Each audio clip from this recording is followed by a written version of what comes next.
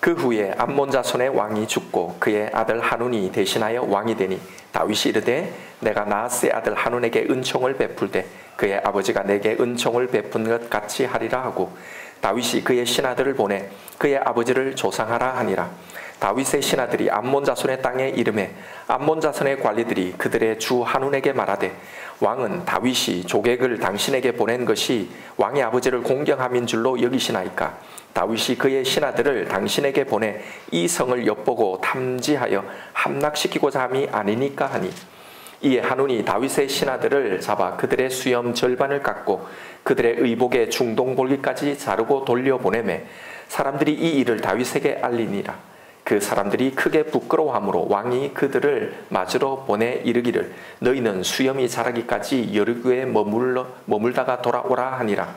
암몬 자손들이 자기들이 다윗에게 미움이 된 줄 알고 암몬 자손들이 사람을 보내 벨르홉 아람 사람과 소바 아람 사람의 보병 20,000명과 마가 왕과 그의 사람 1,000명과 돕 사람 12,000명을 고용한지라.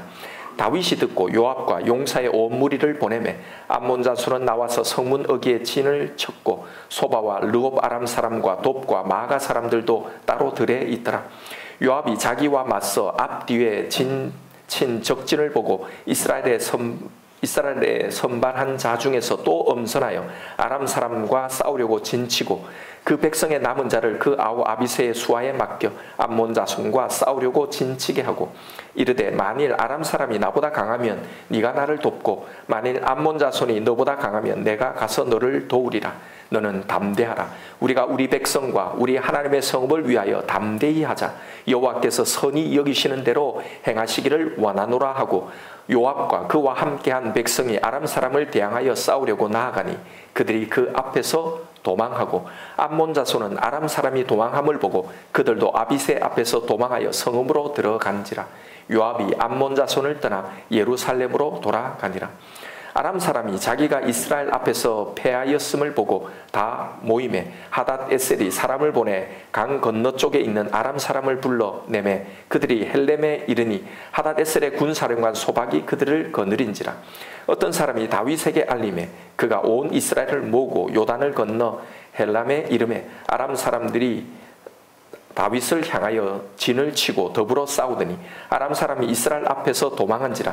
다윗이 아람 병거 700대와 마병 40,000명을 죽이고 또 그 군사령관 소박을 치매 거기서 죽으니라. 하닷 에셀에게 속한 왕들이 자기가 이스라엘 앞에서 패함을 보고 이스라엘과 화친하고 섬기니 그러므로 아람 사람들이 두려워하여 다시는 암몬 자손을 돕지 아니하니라. 아멘. 오늘 본문의 이야기는 다윗이 암몬의 왕 나하스가 죽고 그의 아들 한운이 왕위에 올랐다는 소식을 듣고는 그에게 조의를 표하는 동시에 그의 아버지로 인해 한운에게 은총을 베풀기 위해서 사절단을 보내면서 시작이 됩니다.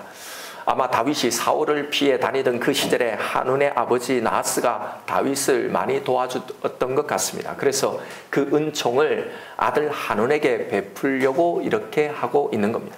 그런데 다윗의 사절단은 환영 대신에 큰 수치와 모욕을 당하게 되지요.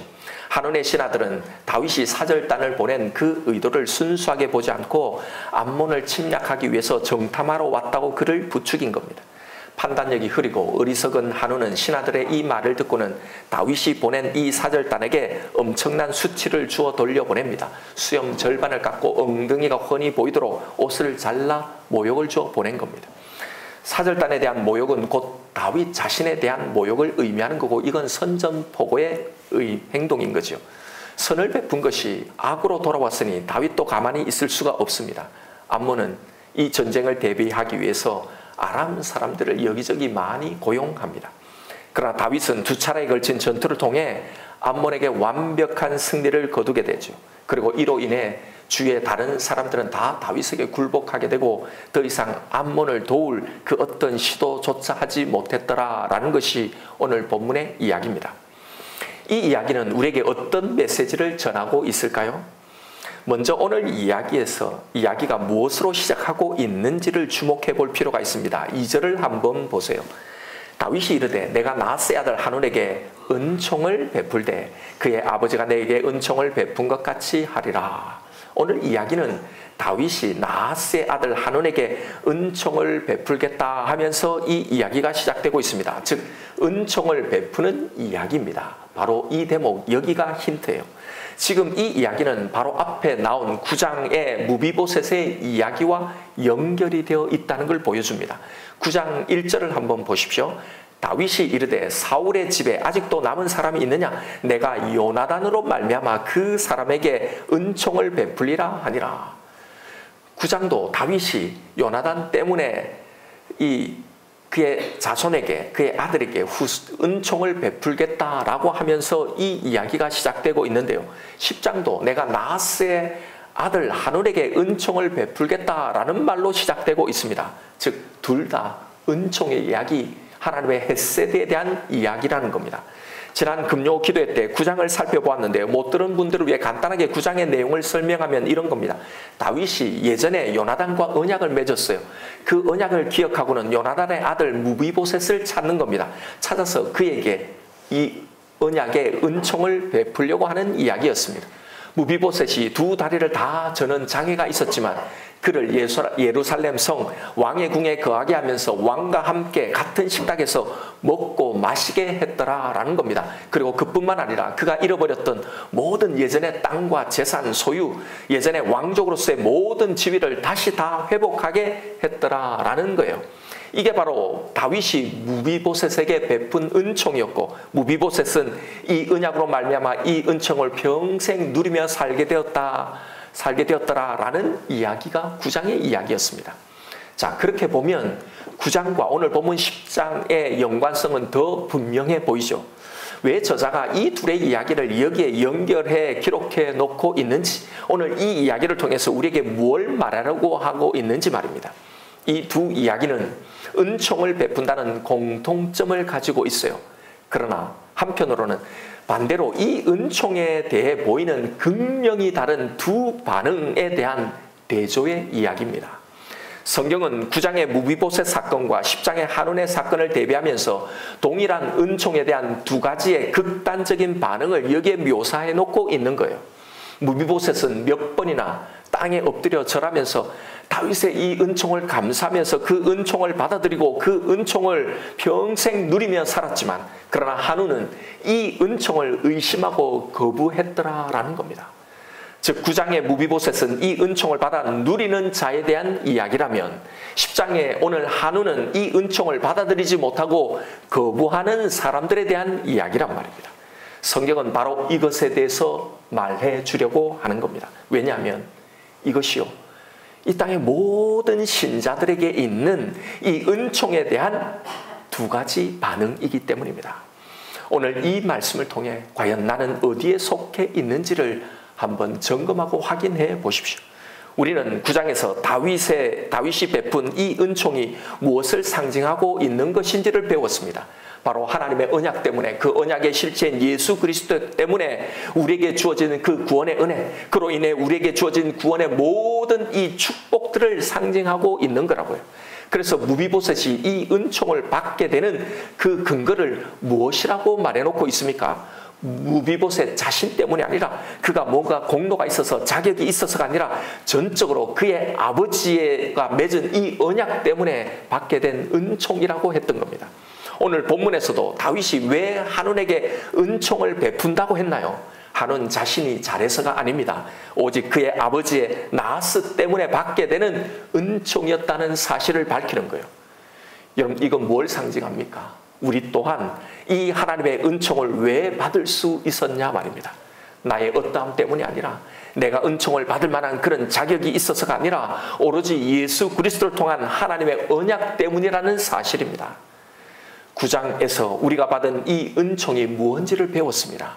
여러분, 9장의 설교를 못 들은 분이 있다면 한번 꼭 들어보기를 바랍니다. 거기에 대해서 왕족으로 살다가 비참한 처지로 살아갔던 그런 무비보셋이 예전에 가졌던 모든 땅과 모든 소유를 다 회복하고 두 다리를 저는 그가 예루살렘 성에 들어가 왕과 함께 먹고 마시며 왕자 중에 하나처럼 살게 되었다는 것은요, 바로 우리가 받은 이 구원의 은혜를 말하는 거였습니다. 마치 첫 창조 때 에덴에서 하나님과 함께 거하며 살았던 우리가 우리의 죄로 인해서 그 모든 지위를 다 잃어버리잖아요. 그래서 하나님께 쫓겨나고 저주 아래 비참하게 살아가던 그런 우리가 하나님의 이 헤세드, 이 언약의 은총인 예수 그리스도를 통해 우리 죄로 인해서 잃어버렸던 그 모든 풍성하고 그 모든 좋은 것들, 그것을 다시 다 회복하게 되었다는 의미였던 겁니다. 그래서 하나님과 함께 이제 그의 상에서 함께 먹고 마시며 왕자 중에 하나인 것처럼 왕노릇하리라 라는 이 구원의 모든 축복들이 다 이루어졌다는 겁니다. 그래서 이미 이 은총이 우리에게 주어졌는데 이 은총에 대해서 그래서 우리가 해야 할 유일한 하나의 일은 이 은총을 누리는 일이라는 거였어요. 여러분, 다윗이 무비보셋에게 은총을 베풀면서 무비보셋에게 다윗이 요구한 뭔가가 있었습니까? 너는 나에게 평생 감사하며 나를 위해서 뭔가 일해야 된다. 나를 위해서 뭔가 어떤 일을 해야 된다라고 하는 게 있었나요? 아무것도 없었습니다. 오직 하나였어요. 온전히 내가 너에게 주어진 이 삶을 감사하고 누리라는 거였어요.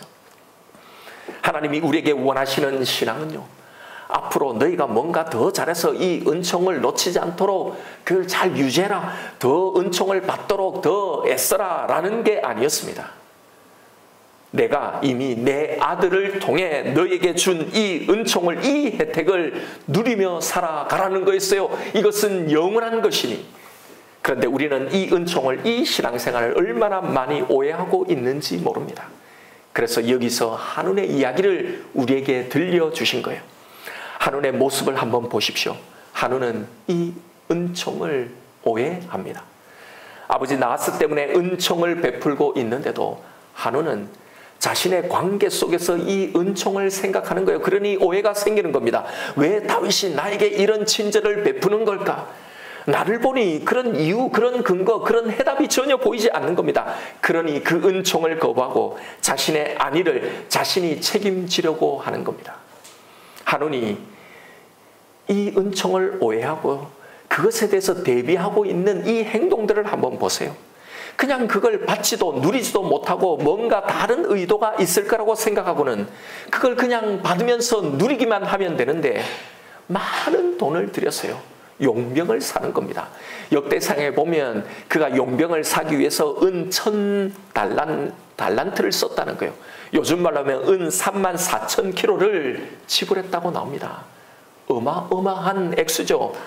그것으로 자신의 안위를 사기 위해서 그렇게 힘겹게 막대한 비용을 지불하는 겁니다. 그런데 그렇게 하고는 어떻게 됩니까?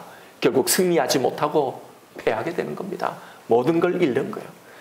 여러분, 이것이 누구를, 무엇을 보여주고 있는지를 생각해 보세요. 이것이 꼭 이 은혜를 오해하고 그것을 온전히 누리지 못하는 우리의 모습과 같지 않냐 말입니다. 여러분은 정말 이 은총을 다 받아 누리며 살아가시나요? 여러분은 지금 당장 죽어도 하나님 나라에 간다는, 천국에 간다는 그 확신이 여러분에게는 있으십니까? 내 모습이 어떠할지라도 나는 이미 예수 그리스도의 의로 덧입음으로 말미암아 내 있는 모습 그대로 언제든지 하나님께 받아들여지고 있다는 걸 믿으십니까? 그 어떤 사단의 참소와 공격에도 예수의 대속에 이 은혜를 담대히 선포함으로 그 모든 정죄감, 죄책감들, 그 영적인 공격을 완전히 무너뜨릴 수 있으십니까? 지금 오면 안 되는데, 조금 있는데 지금 오시면 안 되는데, 이런 불안함들이 있지 않냐 말입니다. 여러분, 내 공로가 아니라 오직 예수 그리스도의 공로로 우리가 구원받는다는 것을 우리는 너무나 잘 압니다. 그런데 머리로는 알지만 여전히 우리에게는 이것에 대한 불안함과 두려움이 있는 거예요. 왜요? 내게 베푼 그 은총, 내가 받은 이 은총을 우리는 한운처럼 오해하기 때문입니다. 분명히 이 은총이 처음에 내게 주어질 때부터, 이 구원이 이제 시작될 때부터 내게서 출발하고 근거한 게 아무것도 없었는데도 어느 순간 내게서 그 근거를 찾으려고 하는 겁니다. 그런데 그 근거가 내 모습에서 흡족이 보이지 않는 거예요. 한때 나도 누구 못지않게 뜨겁게 기도하고 뜨겁게 찬양하고 뜨겁게 예배하고 뜨겁게 헌신하며 뜨겁게 신앙생활해 왔는데 그런데 지금은 그때 그 모습, 그 상태가 아니라는 거죠. 그것에 한참 못 미치기도 하고 심지어는 그 바닥을 치고 있는 내 영적인 상태 때문에 지금 혹시 내가 죽으면, 지금 예수님이 오시면 어떻게 하나는 불안함과 두려움이 있는 겁니다. 나는 정말 하나님 나라에 갈 수 있을까? 나는 끝까지 이 신앙의 길에 승리할 수 있을까라는 두려움들이 우리 가운데 상존하는 겁니다. 그래서 하는 것이 뭡니까? 한운처럼 용병을 사는 거죠. 내 의로, 내 신앙생활로, 내 헌신으로 이 은총을 내가 구원받을 자격이 있다는 걸, 그 자격을 사려고 하는 겁니다. 더 이상 이렇게 살다간 정말 구원에서 내가 탈락될 것 같아서, 그래서 한 번씩이라도 교회에 나오는 거예요. 한 번씩이라도 기도에 나오는 겁니다. 혹 매를 맞을 것 같아서 그 은총의 자격을 유지하기 위해서 또 그렇게 애를 쓰는 겁니다. 그러니 늘 불안의 이 짐을, 늘 율법의 짐을 지고 사는 이 신앙생활이, 그렇게 하는 신앙생활이 얼마나 고달픈가요? 그런 신앙생활에, 그런 예배에 참 기쁨과 참 만족이 정말 있을까요? 내가 사놓은 용병이 많으면 든든하다가도 어느 순간 다 사라지면 또 불안하기 시작하는 겁니다. 여러분, 우리에게도 한운의 신하들처럼 이 은총에 대한 영적인 분별력을 앗아가고 속이는 존재가 있음을 명심해야 합니다. 사단은 끊임없이 이 은총을 오해하게 만듭니다. 율법으로, 정죄감으로, 죄책감으로, 우리의 상태와 우리의 모습으로 그 은총을 보게 만드는 겁니다. 신천지와 같은 이단들이 끊이지 않고 발흥하는 이유가 바로 여기에 있는 겁니다. 수요자들이 있기 때문입니다. 거기에 가면 구원을 내가 한 만큼 해결할 수 있다고 하니까요.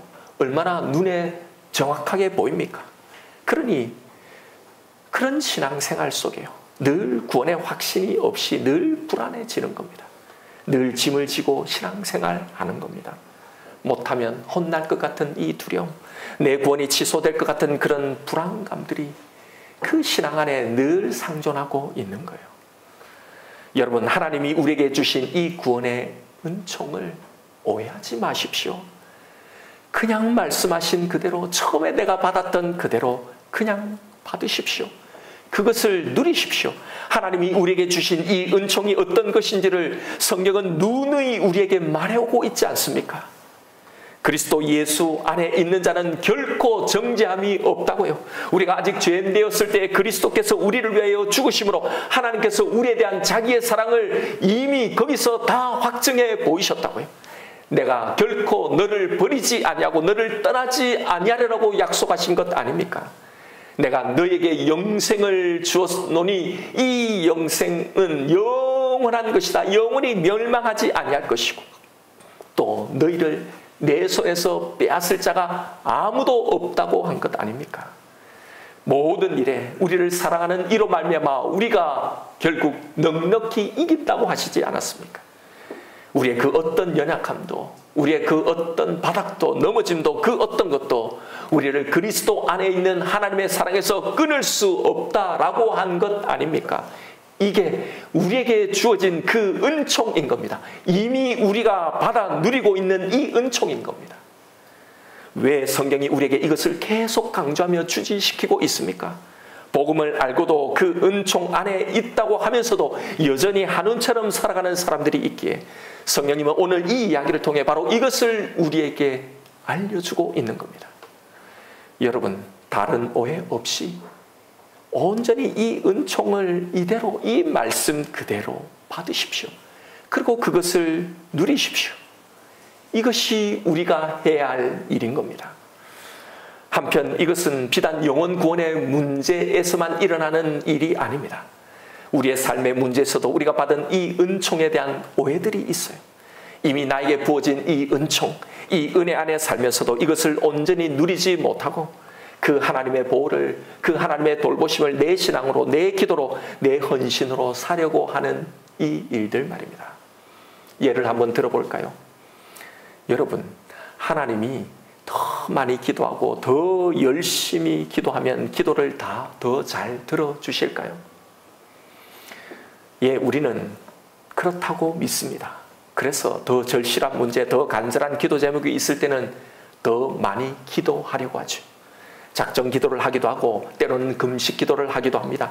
때로는 하나님이 만족하실 만한, 그래서 내가 이걸 드리면 이것을 받으시고 내 기도를 들어주실 만한 그런 결단을 내놓기도 합니다. 우리가 더 간절해야, 더 많이 기도해야 하나님이 더 잘 들어주신다고 믿기 때문입니다. 여러분, 정말 하나님이 하루에 1시간 기도하는 사람보다 2시간 기도하는 사람의 기도를, 그냥 기도하는 사람의 기도보다 금식하며 기도하는 그 사람의 기도를, 하나님의 능력을 더 크고 더 강하게 믿고 있는 사람의 기도를 더 잘 들어주실까요?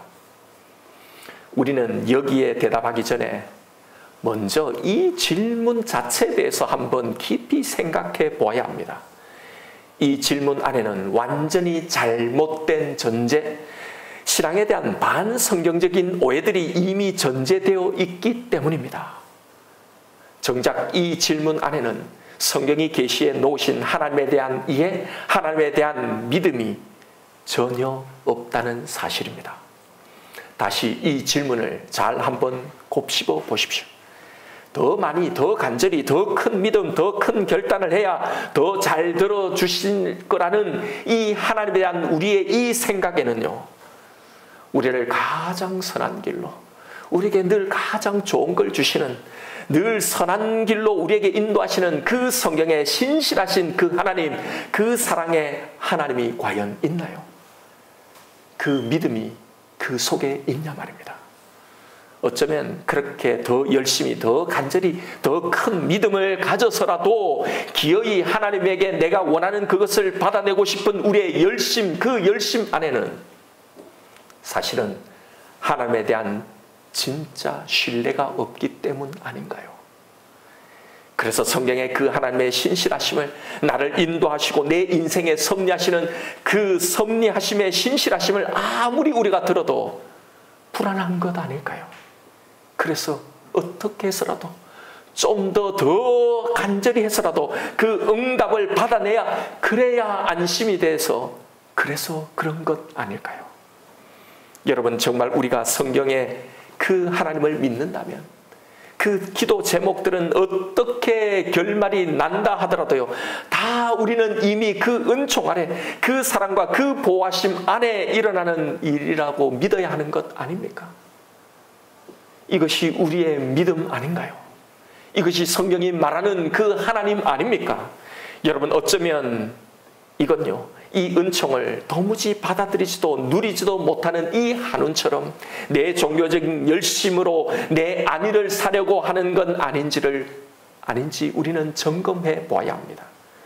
진짜 더 많이, 더 간절히, 더 큰 믿음, 더 큰 결단을 해야 더 잘 들어주실 거라고 우리가 생각하는 그 하나님은 정말 성경이 계시하는 그 하나님입니까? 그럼 여러분, 지금 내가 누리고 있는 이 모든 것은 내가 다른 때보다 더 많이 기도해서, 더 간절해서, 그래서 우리에게 주어지고 그래서 우리가 누리는 겁니까? 하나님은 그런 분이 아닙니다. 우리는 하나님을 너무나 오해하고 있습니다. 성경에 나는 너에게 이런 하나님이라고 계시해 놓으신 그 성경의 하나님과는 완전히 동떨어진 그 하나님, 마치 이교의 신처럼 그렇게 만들어 놓고 섬기는 겁니다. 여러분, 이건 성경의 하나님을 신앙하는 것이 아니라요, 더 많은 것을 주면, 더 많은 것을 내게 갖다 바치면 더 좋은 것을 준다는 이방의 잡신을 믿고 있는 이교의 신앙이라는 사실입니다. 왜 우리가 하나님을 선하시다고, 왜 좋으신 하나님이라고 합니까? 받는 것만큼 주는 그런 신이기에 그래서 좋은 신, 그게 선한 신입니까? 그게 좋은 하나님입니까? 성경에 계시된 하나님은 우리가 죄인 되어 있을 때 그때서부터 우리를 구원하기에 당신의 아들을 주시기까지 우리를 사랑하시는 그 하나님이 아니던가요? 너는 실패할지라도, 너는 나를 놓아버릴지라도 나는 결코 너를 놓치지 않고 너에게 약속한 모든 것을 나는 다 이루겠다가 말씀하시는 그 하나님이 우리가 믿는 그 하나님 아닙니까? 더 많이, 더 간절히, 더 큰 믿음, 더 큰 결단을 해야 더 잘 들어주는 그 하나님은 우리의 욕망이요, 우리의 욕심이, 우리의 불안함이 하나님을 믿지 못하는 이 불신이 만들어낸 하나님의 거짓 조상인 겁니다. 그럼 목사님, 왜 성경에는 하나님께 부르짖어라, 여호와께 부르짖어 기도하라, 믿음으로 기도하라, 간절히 간구하라고 부르짖으라고 말하고 있나요? 그렇게 물을 겁니다. 여러분, 그 대목들을 다 찾아서 한번 읽어보십시오. 그건 그렇게 하면 더 많이, 더 빨리 준다는 말을 하려는 게 아니라요. 이스라엘이 바로 이 좋으신 하나님, 이 신실하신 하나님을 전혀 믿지 않았기 때문에, 그래서 그 하나님에게 진짜 이 믿음의 기대조차도, 이 기도조차도 하지 않았기 때문에 그렇게 말씀하신 겁니다. 그런데 이 말을 이 위에 잡신을 섬기는 그런 신앙으로, 그런 해석으로, 내가 받고 싶은, 내가 원하는 그런 신으로 짬뽕해서 그렇게 적용한 우리의 오해이고 잘못이란 말입니다. 여러분, 불안의 기도를 하지 마십시오. 내가 어떻게 해서 하나님을 움직이려는 그런 기도가 불안의 기도이고 하나님의 은총을 믿지 못하는 불신인 겁니다.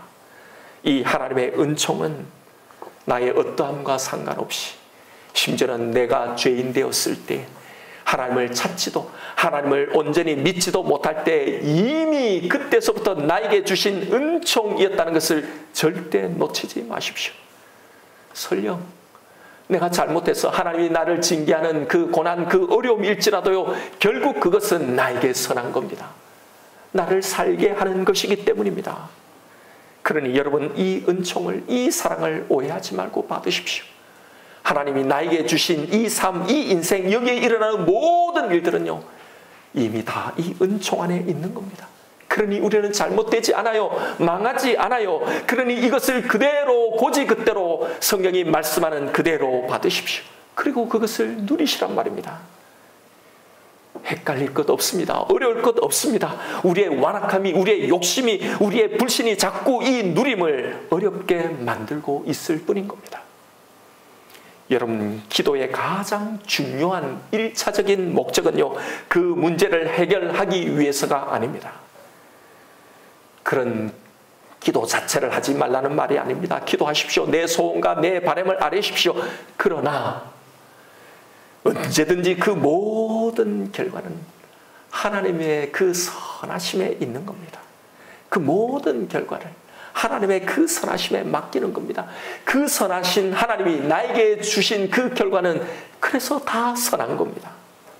기도는 이 모든 과정 속에 계신 그 하나님의 신실하심을 내가 다 믿지 못하기 때문에 그걸 믿으려고 하는 겁니다. 이걸 놓치지 않으려고 하는 겁니다. 이 문제로 인해 내가 결코 잘못되거나 망하지 않음을, 여기도 분명히 하나님의 선하심이 있음을 믿으려고, 이걸 놓치지 않으려고, 이 믿음을 회복하려고 기도하는 거란 말입니다. 과연 나는 정말로 이 선하신 하나님, 이 전능하신 하나님을 나는 정말로 지금 믿고 있는가? 그렇다면 그 결과가 나의 운명을, 나의 어떤 것을 좌지우지 못할 것인데 나는 왜 이렇게 두려워하고 있는가? 나는 왜 이렇게 망할 것처럼, 끝장날 것처럼, 죽을 것처럼 걱정하고 있을까? 이 영적인 싸움이요, 우리가 해야 할 그 기도의 내용이란 말입니다. 기도는 더 많이 해서, 더 간절히 해서 구원받기 위해서가 아니라, 그렇게 해서 하나님의 보호를 더 겹겹이 하기 위해서가 아니라요, 이미 주신 그것을 놓치지 않기 위해서, 그 안에 내가 머물기 위해서 하는 것이 기도입니다. 그래서 우리의 기도는 불안하고 초조하지 않습니다. 하나님, 제가 이 사실을 놓치지 않게 해주십시오. 이 기도를 하는 겁니다. 여러분, 그게 뜨겁지도 열정적이지도 않는다고 생각하는 건요, 이런 기도를 해본 적이 없기 때문입니다. 이런 기도를 통해서 정말로 나에게 신실하신 그 하나님을 만나지 못해서 그런 겁니다. 정말로 그 은총을 진짜 내가 신뢰하면 전율하는 겁니다. 모든 것이 그 선하신 하나님의 그 안에 있음을 정말 믿게 될 때, 그 어떤 것도 줄 수 없는 그 기쁨과 그 확신과 그 감격이 우리를 뒤덮고 마는 겁니다. 여러분, 바로 이것을 누려야 하는 겁니다. 여러분, 성경 이 우리에게 계속 말해주고 있는 우리의 신앙의 내용, 우리의 신앙의 모습이 무언지를 아십시다. 뜨겁고 열정적으로 보이는 것이 다 옳은 게 아닙니다. 그 뜨거움과 그 열정은 언제나 바른 방향이어야 합니다. 뜨거운 것 같지만 전혀 하나님의 은총을 신뢰하지도 이해하지도 누리지도 못하는 것일 수도 있습니다. 오히려 이 하나님의 은총을 정말 우리가 제대로 알면, 제대로 그것을 누리게 되면 그것이 더 뜨거운 거고 이게 더 열정적이고 더 강력한 것입니다. 여러분, 그러니 이것을 이제 누리십시오. 내가 거기에 채워 넣어야 할 넣어서 완성해야 할 것이 없습니다. 나의 어떠함 때문이 아니라 예수에 의해서 이것은 이미 완성되어져 있습니다. 다시 말씀드리지만 신앙의 일은 이미 우리에게 주신 이 은혜, 이 은총, 이 복을 누리는 일입니다. 하나님의 심기를 어떻게든지 불편하지 않게 해서 하나님의 비위를 맞춰서 내 구원의 은총을 그대로 유지하고 내 삶에 어떤 좋은 것을, 그 은총을 얻어내는 것, 이게 신앙생활이 아니란 말입니다. 그럼 뭐가 신앙생활입니까? 그래서 그럼 이제 아무것도 안 해도 된다는 말이 아니라요. 우리의 구원을 위해서 더 이상 필요한 것이 없다는 겁니다. 이걸 누리기만 하면 됩니다. 그래서 이걸 이제 내가 진짜 알기에, 이걸 내가 진짜 체험하기에, 그래서 그 다음에 나오는 것이 감사의 헌신이 되는 겁니다. 내가 이 정도는 해야 그래도 하나님 앞에 체면이 서지 덜 미안하지, 그래서 떳떳하게 자격을 누린다가 아니라요. 우리의 모든 신앙의 반응은 바로 이 감사에서 나오는 것이어야 합니다. 그러니 그 신앙생활은 짐이 아닙니다. 무겁고 힘든 것이 아닙니다. 오히려 즐겁고 감사고 기쁜 일이 되는 것입니다.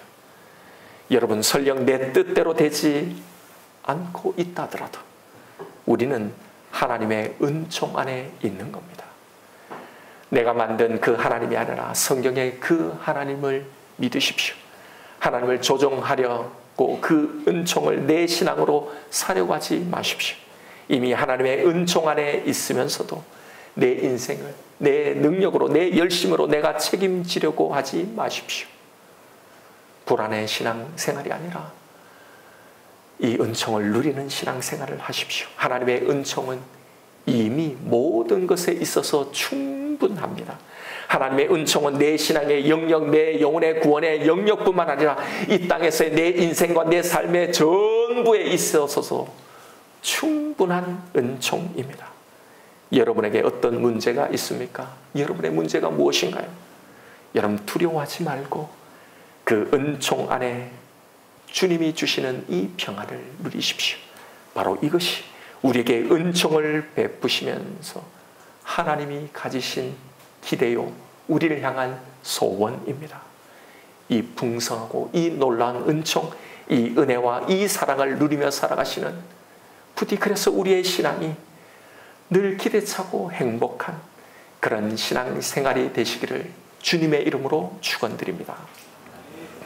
이 시간 오늘 주신 말씀 붙들고 하나님 앞에 기도하며 나아가십시다.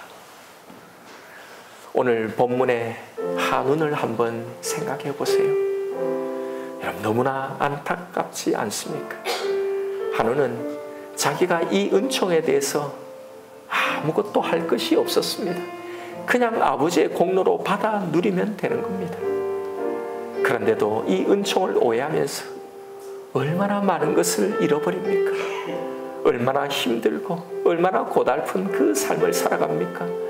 이 은총을 베풀겠다고 하는데, 이 이야기를 우리에게 들려주시는 그 하나님의 마음을 읽으십시다.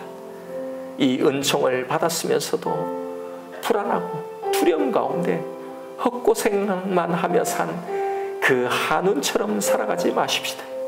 하나님을 오해하지 말고 그가 나에게 주신 이 은총을 오해하지 마십시오. 이것을 온전히 누리는 이 일에 집중하십시오. 신앙생활은 바로 이것입니다. 여러분, 지금 내게 있는 이 은총에 대한 오해들이 무엇인지를 보십시오. 그래서 내가 왜 이 헉헉거리고 힘들고 고달픈 그런 신앙생활을 하는지, 왜 늘 무거운 짐을 지고 신앙생활을 하고 있는지를 보십시오. 어떤 오해 때문에 그런지를, 내가 가진 그 오해들을 이제 내 신앙에서 몰아내는 이 일을 하십시다. 그리고 주신 그 은혜, 은총을 고스란히 그대로 다 누리며 살아가십시다. 이 시간 나에게 주신 그 말씀이 분명히 있을 것입니다. 이 말씀을 붙들고 하나님 이 은총을 이제 누리며 살아가겠습니다. 이 시간에 우리 다 같이 하나님 앞에 기도하며 나아가십시다. 사랑의 아버지 하나님.